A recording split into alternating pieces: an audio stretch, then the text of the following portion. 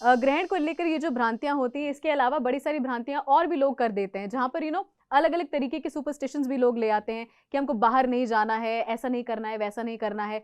तो इस चीज़ को लेकर कुछ रेमेडीज़ जो असल में काम करती हैं, कुछ ऐसी एक चीज़ें जो असल में हमारे लिए काम करती हैं, जिनका हमें ध्यान रखना चाहिए सूर्य ग्रहण के दौरान, और साथ ही साथ वो चीज़ें जो लोगों को नहीं भी करनी चाहिए, थोड़ा-सा इस पर हम बात कर लेते हैं। देखिए, विशेष रूप से चेतना जी, ग्रहण में निकलने के लिए इसलिए वर्जित लिया जाता है कि हम सीधा सूर्य को देखें नहीं, क्योंकि उस समय किरणों में कुछ ऐसे तत्व रहते हैं, कुछ ऐसे विकिरण रहते हैं जो हमारे शरीर के लिए हानिकारक हैं। विज्ञान भी इसकी प्रामाणिकता देता है और इसके साथ ही एक मुख्य बंधन लिया जाता है, विशेष करके गर्भवती स्त्रियों के साथ, क्योंकि गर्भ में जो बच्चा होता है वह साक्षात उस समय उसके लिए और क्या हम देखते नहीं, हम कुछ नहीं जानते, वह पल रहा होता है और पोषण उसको पूर्ण रूप से मिल रहा था। यह सब एक प्रकृति का खेल है और उसी शक्ति का खेल है।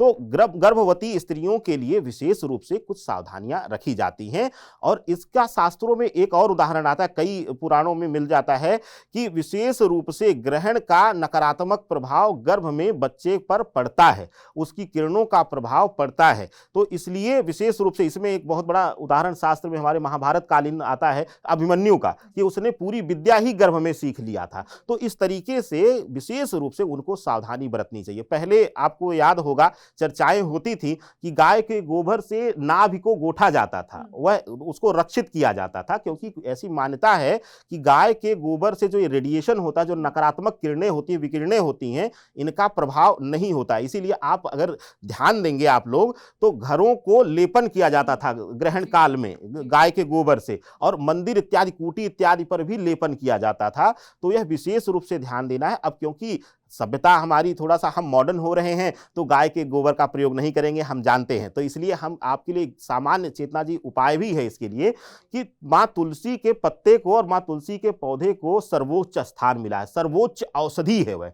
तो आप कुछ मत करिएगा तुलसी के नीचे, क्योंकि आज मंगलवार है तो तोड़ा नहीं जाएगा, तो पौधे के नीचे आपके लिए प्रसाद स्वरूप जो उनकी पत्तियां गिरी हों उनको लाइए, हल्का सा गंगा जल मिला करके निचोड़ लीजिए और वही रस जो है वो लेपन कर लीजिए अपने नाभि पर और मस्तक कर। यह विशेष रूप से गर्भवती महिलाओं के लिए है।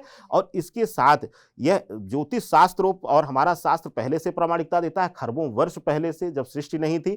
लेकिन विज्ञान भी अब प्रमाणित कर चुका है कि खुले रोशनी में रखे हुए भोजन इत्यादि करने से उसमें हानिकारक कीटाणु बन जाते हैं, वह हमारे स्वास्थ्य के लिए हानिकारक होता है।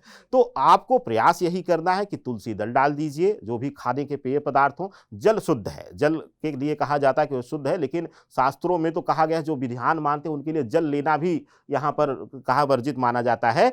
लेकिन आप जल ले सकते हैं और भोजन इत्यादि में भी वृद्ध और बच्चों के लिए छूट दिया गया है, शास्त्र इसकी प्रामाणिकता देता है। तो हमें आपको डरने की जरूरत नहीं है, हमारे शास्त्र ने, हमारे वेदों ने हमें हर समस्या का एक समाधान दिया हुआ है, बस सही चीज का चयन करना है, वह आपके ऊपर है।